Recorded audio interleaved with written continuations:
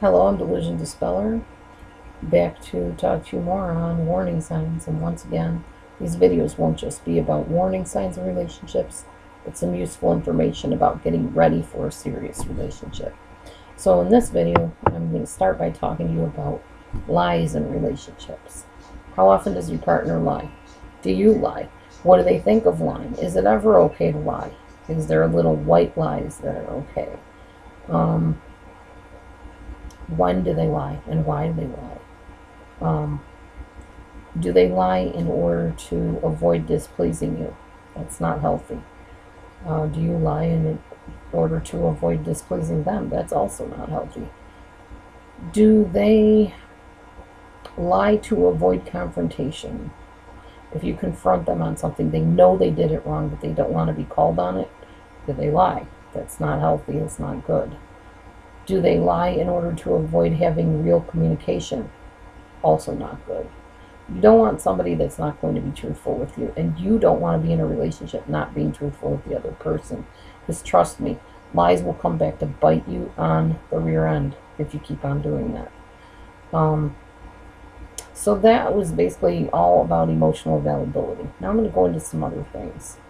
I told you that these videos are about people that have been traumatized. Now, all of that information I gave you on the past videos probably could be in any relationship. But the next part of what I'm going to talk to you about are some things regarding trauma victims. Because 9 times out of 10 in my life, the people I've dated, people I've married, were former trauma victims. I myself was traumatized as a child.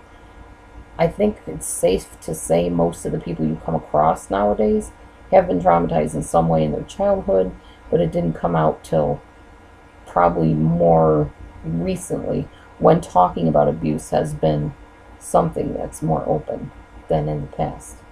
So let's talk about one of the things that causes a trauma victim to have some problems in relationships. Disruptive and protective caregiving. What that means is maybe their parent died, maybe there was a divorce, maybe there was incest, maybe there was something going on in the family that caused that child to not feel protected by their caregiver. What this produces in that child as an adult, and sometimes even as an adolescent, is a feeling of paranoia, impending danger, interpersonal violence in relationships. They often, if you've ever seen the movie Fatal Attraction, I will kill myself if you don't stay with me. I'll kill you if you don't give me what I want. That kind of stuff comes from traumatized child upbringing. People going to jail can also produce this. There's a sense of insecurity in the child that daddy or mommy are not around and they're never coming back.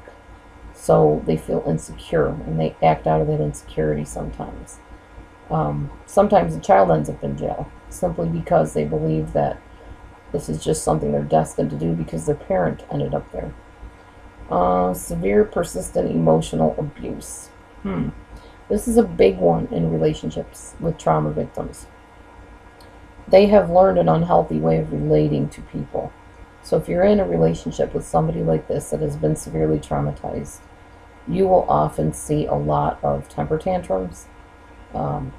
They may hit you, they may yell at you, they may scream, they may cry a lot, and they also may make you cry by the things that they say and the things that they do.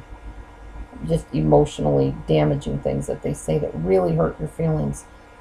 They may not even realize or care that they're hurting your feelings, because all they know is there's this pain deep inside them that they're acting on, and you unfortunately are closest to them. So a lot of times you'll become the victim simply because they know you won't leave them. They know that you're not going to hate them afterwards. They know they can give you sex afterwards to heal your heart, at least for the moment.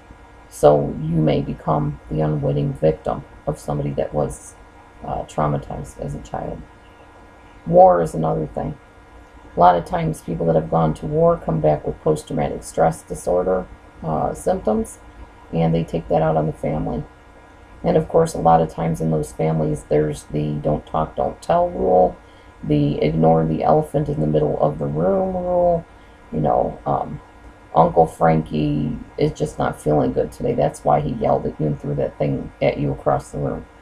Um, Johnny can't help it that he can't go to the family dinners because he's so socially phobic.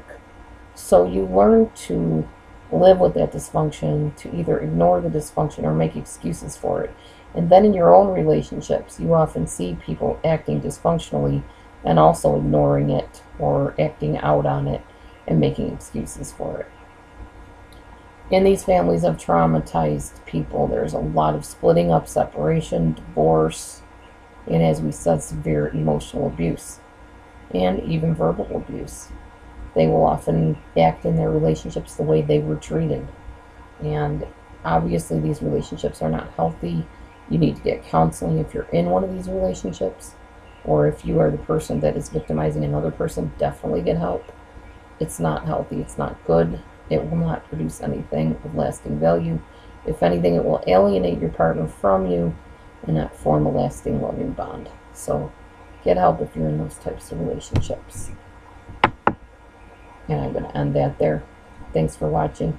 Stay tuned for some more information on warning signs in relationships.